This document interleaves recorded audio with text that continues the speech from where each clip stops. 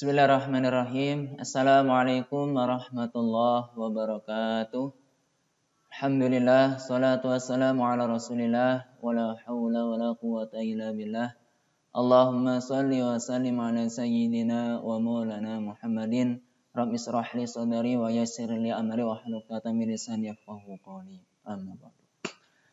Para siswa kelas 8 yang berbahagia, alhamdulillah hari ini kita lanjutkan ya pembahasan tentang sistem gerak pada manusia. Sebelum melanjutkan ke pembelajaran pada hari ini, mari kita awali dan bersama-sama membaca basmalah. Bismillahirrahmanirrahim. Baik, seperti biasa untuk presensi kehadiran silakan mengetikkan komentar nama lengkap kelas siap belajar. Baik, hari ini kita melanjutkan materi yang kemarin ya. Kemarin kita sudah membahas tentang sistem gerak pada manusia dengan subbahasan rangka atau tulang. Nah, pertemuan hari ini kita akan melanjutkan tentang sendi dan otot. Ya. Nah, nama lain dari persendian adalah artikulasi. Apa itu sendi? Nah, adik-adik bisa lihat di sini. Nah, sendi adalah hubungan antar tulang satu dengan lainnya. Ya, jadi ketika contoh ya, ini ada tulang, ini tulang. Nah, ini ada sendi. Jadi hubungan antar tulang antara dengan satu dengan yang lainnya. Nah, berdasarkan sifat geraknya, sendi itu dibedakan menjadi 3. Yang pertama adalah sendi mati. Sendi mati atau nama lainnya sinartrosis. Sinartrosis adalah hubungan antara kedua ujung tulang yang direkatkan oleh suatu jaringan ikat yang kemudian mengalami osifikasi, penulangan, sehingga tidak memungkinkan adanya gerakan.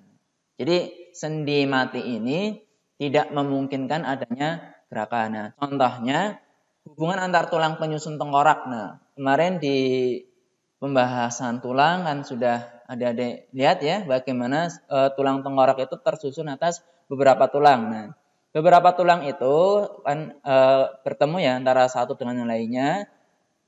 Tetapi pertemuan antara tulang penyusun tengkorak itu tidak memungkinkan adanya gerakan. Nah, itulah yang disebut dengan sendi mati.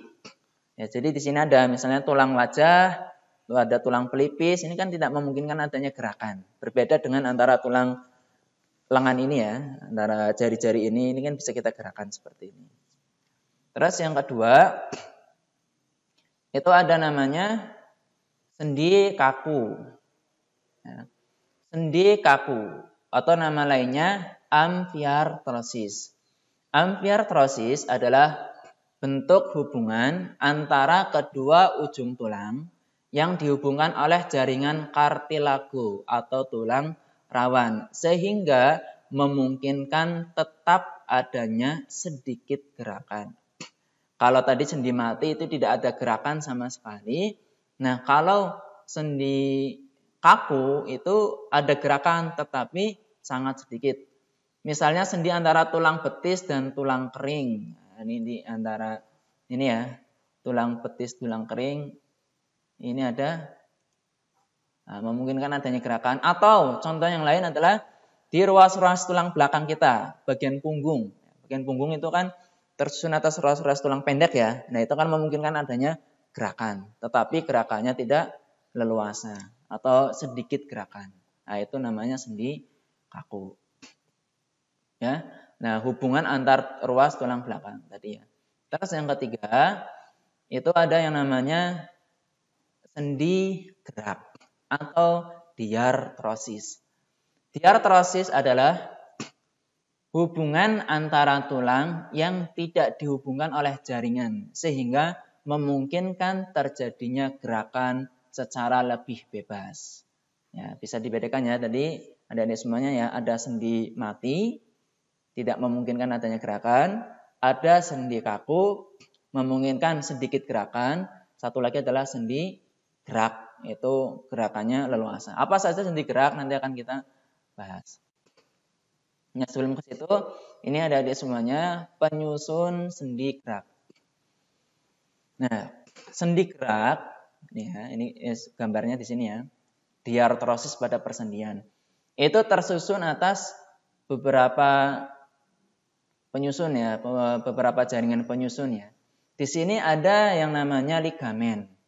Ligamen merupakan suatu jaringan yang berfungsi seperti karet gelang. Nah, di sini, ini berfungsi seperti karet gelang yang kuat guna mengikat kedua ujung tulang. Ini untuk mengikat di sini. Nah, ini ya.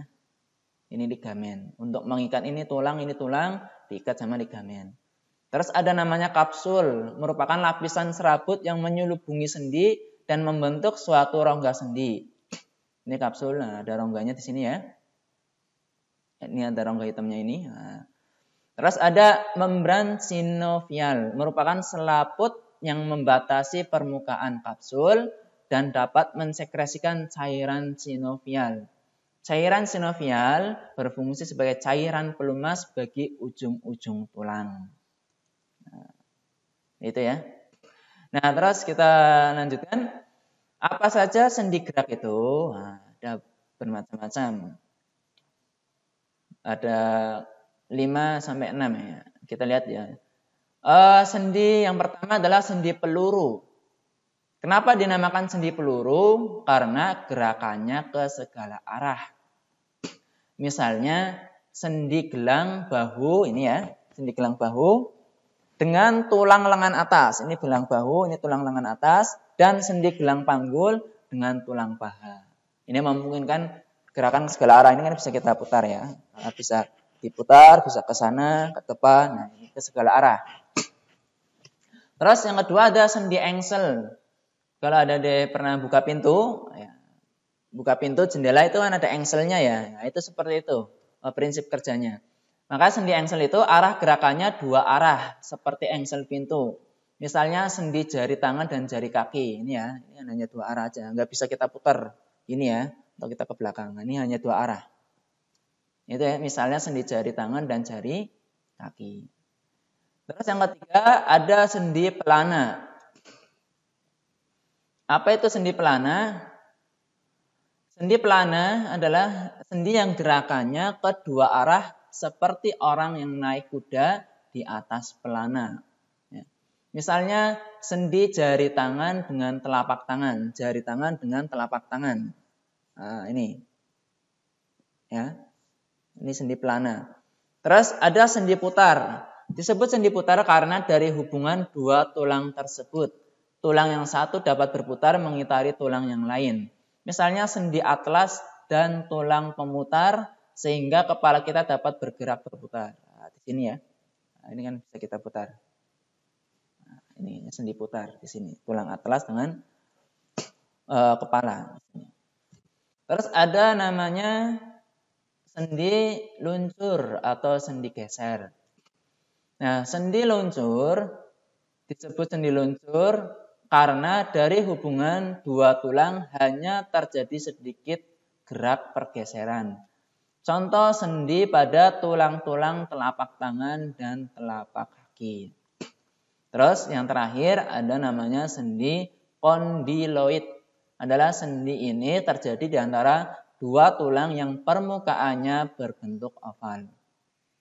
Nah, contohnya hubungan telapak tangan dan ruas jari tangan, sendi pergelangan tangan. Nah, adik-adik bisa mencari contoh-contoh yang lain di internet ya. Coba di searching coba contoh dari sendi peluru, sendi engsel, sendi pelana, sendi kondiloid, sendi geser. Nah, itu bisa cari lebih lanjut contoh-contoh yang lainnya. Seperti itu ya. Nah, sekarang kita lanjutkan kaitannya dengan teknologi yang berhubungan dengan struktur tulang. Jadi kalau kemarin dan hari ini kita membahas tentang tulang, ini kan masih satu kaitannya, sistem gerak pada manusia. Nah, dari materi itu, teknologi apa sih yang bisa diimplementasikan dengan menggunakan konsep tulang ataupun konsep persendian? Nah, Ini ada beberapa ya. Yang pertama, bentuk tulang yang berongga ditiru untuk pembuatan tiang. Nah, jadi bisa lihat ya, tiang itu kan berongga, dalamnya itu berongga ya. Nah, itu diimplementasikan ya dengan menggunakan konsep tulang. Tulang itu kan dalamnya apa? Tengahnya berongga juga, seperti itu. Terus ada tiang pancang, tiang listrik, rangka besi untuk kursi atau meja dibuat berbentuk silinder berongga. Nah, ini sama. Terus ada kekuatan silinder berongga tidak jauh berbeda dengan silinder pejal, tetapi silinder berongga lebih ekonomis karena menggunakan sedikit bahan. Jadi intinya teknologi yang digunakan yang berhubungan dengan struktur tulang itu adalah untuk pembuatan tiang yang tengahnya itu berongga, ya. Jadi untuk pembuatan tiang yang berongga. Terus teknologi untuk mengatasi gangguan dan kelainan tulang. Nah, ini ada beberapa juga. Ada penyembuhan patah tulang. Ini dengan menggunakan pembidaian. Benda keras yang ditempatkan di daerah sekeliling tulang yang patah. Terus ada pemasangan gips, bahan kapur ya atau gips ya, bahan kapur yang dibungkus di sekitar tulang yang patah. Terus ada pembedahan internal. Pembedahan untuk menempatkan batang logam atau piringan pada tulang yang patah. Terus ada penyembuhan kanker tulang dengan pembedahan dan amputasi, kemoterapi, dan radioterapi.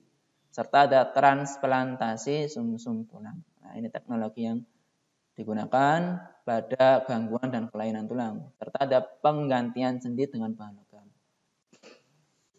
Baik, itu ada di semuanya pembahasan berkaitan dengan sendi, ya, tidak begitu banyak ya. Baik, kita selesaikan dulu untuk bab ini. Kita lanjutkan ke otot. Apa itu otot? Nah, ini otot adalah jaringan yang berfungsi sebagai alat gerak aktif. Ini dicetak tebal ini, alat gerak aktif. Sementara rangka itu merupakan alat gerak pasif. Nah, jangan kebalik ya. Jadi otot itu adalah alat gerak aktif. Rangka atau tulang adalah alat gerak pasif. Nah, jadi yang menggerakkan tubuh kita itu sebenarnya adalah otot. Karena sebagai alat gerak aktif. Terus sel-sel otot mempunyai kemampuan berkontraksi dan relaksasi. Apa itu kontraksi? Kontraksi adalah pengerutan otot sehingga bentuknya memendek. Ya, contohnya adik-adik kalau tangannya seperti ini ya, ini kan kelihatan keras. Ini dari awalnya panjang, ini kontraksi jadi pendek. Terus relaksasi kembali ke seperti awal ya. Relaksasi adalah pengenduran otot sehingga bentuknya memanjang. Macam-macam otot. Nah, ini ada beberapa jenis otot. Dulu pas kelas 7 sudah sempat disinggung ya tentang otot, tetapi belum mendalam. Nah, di kelas 8 ini akan kita perdalam lagi. Ada otot lurik. Ya. Yang pertama otot lurik. Ciri-ciri otot lurik. Nah, Anda bisa lihat di sini gambarnya. Ini ada nukleus atau inti, terus ada membran plasmanya, ada sitoplasmanya, cairannya. Nah, berbentuk sel silindris, memanjang dan memiliki banyak inti sel. Ini dilihat ya, banyak yang intinya. Ini ada banyak inti sel. Terus, jika dia mati dengan mikroskop, sel otot lurik nampak adanya garis-garis melintang. Ini garis-garis melintang.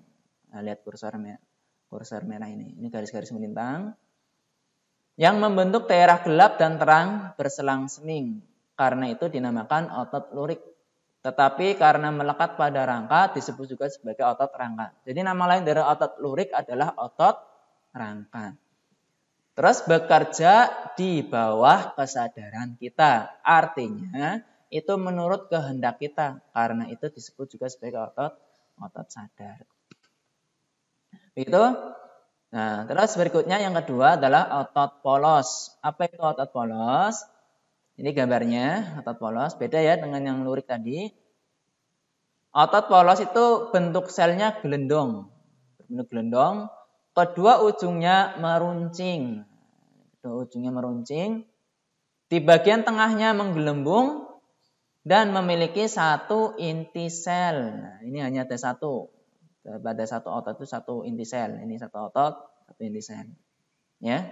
Terus jika diamati dengan mikroskop, sel-sel otot polos nampak tidak memiliki garis-garis melintang atau polos. Nah, bekerjanya di luar kesadaran kita. Artinya tidak dibawa kehendak kita. Karena itu disebut juga sebagai otot tak sadar. Otot polos terdapat pada organ-organ dalam, misalnya usus, pembuluh darah, dan saluran kemih. Nah, itu usus, pembuluh darah itu kan tanpa kesadaran kita, tanpa kesadaran manusia. Ya. Dan yang terakhir adalah otot jantung. Apa itu otot jantung? Otot jantung terdapat, otot yang terdapat pada jantung. Jelas ya, sesuai dengan namanya, jantung, otot jantung. Strukturnya sama dengan otot lurik, namun kerjanya seperti otot polos. Jadi memiliki banyak inti sel, nukleus, tetapi bekerjanya di bawah kesadaran manusia. Ya, jantung kan tanpa diperintahkan itu otomatis bekerja dengan sendirinya ya. Contohnya ketika kita tidur, jantung tetap bekerja. Gitu. Nah, ini struktur anatomi jaringan otot. Ini enggak cukup dibaca saja ini, tapi kalau mau ditulis juga boleh ya. Nah, yang perlu adik-adik ketahui bahwasanya otot kita, otot manusia itu strukturnya seperti ini. Ini gambarnya. Nah, Masya Allah ya, luar biasa sekali ya. Ini satu otot loh. Ini satu otot diperbesar, ini sebagai ilustrasi ya, ternyata tersusun seperti ini. Ada banyak sekali benang-benang fibrin ya. Kalau tadi di sini ya, tersusun dari sejumlah berkas otot yang dibungkus oleh suatu selaput yang disebut faisa superficialis. Nah, ini dibaca saja ya, tapi kalau mau ditulis juga boleh. Tapi biasanya jarang sekali keluar untuk pembahasan anatomi jaringan otot. Nanti biasanya keluarnya di kelas 9 atau kalau sudah di jenjang SMA atau aliyah. Jadi kita lanjutkan. Nah, sekarang mekanisme kontraksi. Bagaimana otot itu bisa berkontraksi? Nah, otot bekerja dengan dua cara ya. Jadi di awal sudah disampaikan. Ada yang namanya kontraksi, terus ada yang namanya relaksasi. Nah, keadaan otot yang memendek, kontraksi maksimal disebut dengan tonus. Jadi paling ketika kejang banget itu ya, itu disebut dengan tonus. Tonus yang tidak diikuti oleh relaksasi disebut dengan tetanus atau kejang. Otot dapat kejang karena adanya rangsang yang terus-menerus akibat racun. Misal racun tetanus atau karena dipaksa bergerak seperti berlari atau berenang terus-menerus. Nah, jadi mungkin ketika tubuh kita jarang lari ya, itu tiba-tiba diminta untuk lari maraton, apa yang terjadi? Biasanya otot kakinya kan terasa keras, kejang ya. Nah, itu kontraksi otot kita. Terus kerja otot dikatakan bekerja jika berkontraksi. Saat berkontraksi, otot akan memendek, mengeras, dan bagian tengahnya menggelembung. Karena berkontraksi, tulang yang dilekati otot tersebut tertarik atau terangkat. Nah, adik-adik bisa mempraktekkanlah ketika tangannya seperti ini ya, ketika adu panco ya. Nah, di sini kan ada menggelembung, terus mengeras. Nah, seperti itu kontraksi. Terus kontraksi satu otot hanya untuk menggerakkan tulang ke satu arah. Untuk menggerakkan tulang dari satu posisi ke posisi yang lain dan kemudian kembali ke posisi semula, diperlukan paling sedikit dua otot dengan tujuan kerja yang berbeda. Nah, nanti berdasarkan tujuan kerjanya, otot itu dibedakan menjadi dua. Ada otot antagonis, ada otot sinergis. Antagonis itu yang kerjanya saling berlawanan. Sinergis itu otot yang kerjanya bersamaan. Nah, masih dikontraksi ya. Ini nggak usah dilewati aja, cukup dibaca aja. Nah, kita masuk ke otot antagonis. Adik-adik lihat. Otot antagonis adalah dua otot atau lebih yang bekerja dengan tujuan berlawanan. Contohnya ini, jika otot A berkontraksi dan otot B berrelaksasi, maka tulang akan tertarik atau terangkat. Sebaliknya, Jika otot A berelaksasi dan otot B berkontraksi, maka tulang akan kembali ke posisi semula. Contoh otot antagonis yaitu otot bisep dan trisep pada lengan atas, pada lengan kita ini. Ya, yang satu itu kontraksi, yang satunya itu relaksasi. Ya. Ini kita kontraksi, ini relaksasi, dan sebaliknya. Ketika ini kontraksi, ini relaksasi. Gitu ya. Terus otot bisep tadi ada ya. Nah, ini gambarnya. Ini otot bisep, ini otot trisep. Ini yang bisep, ini yang trisep ya. Otot bisep adalah otot yang memiliki dua ujung, dua tendon yang melekat pada tulang. Terletak di lengan atas bagian depan. Terus kalau otot trisep adalah otot yang memiliki tiga ujung atau tiga tendon yang melekat pada tulang. Terletak di lengan atas bagian belakang. Bagian belakang sini. Nah, jika otot bisep berkontraksi dan otot trisep berelaksasi, maka lengan bawah akan terangkat. Jika otot bisep berelaksasi dan otot trisep berkontraksi, maka lengan bawah akan turun. Nah, inilah yang disebut dengan otot antagonis. Jadi saling berlawanan kerjanya. Terus berikutnya yang kedua adalah otot sinergis. Apa itu otot sinergis? Otot sinergis adalah dua otot atau lebih yang bekerja bersama-sama dengan tujuan yang sama. Jadi otot-otot itu berkontraksi dan berrelaksasi bersamaan. Misalnya otot pronator, yaitu otot yang menyebabkan telapak tangan menengadah atau menelungkup. Ini sama-sama berkontraksi dan relaksasi. Gitu ya. Baik, adik-adik semua yang berbahagia, pembahasan yang terakhir yaitu gangguan dan kelainan pada otot apa saja.